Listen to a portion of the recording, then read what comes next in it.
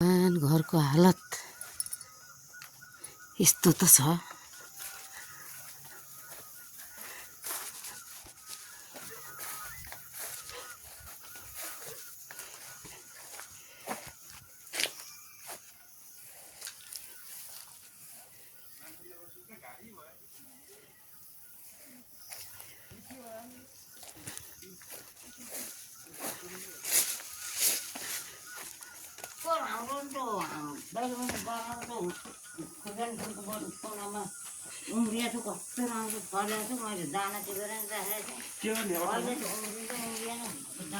आमा यता हेर्नु त हाम्रो घरको हालत कस्तो भएछ ल भन्नु त।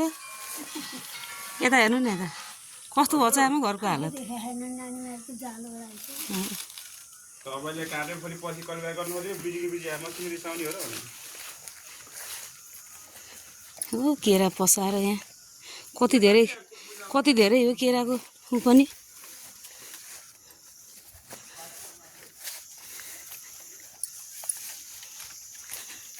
केरा घारी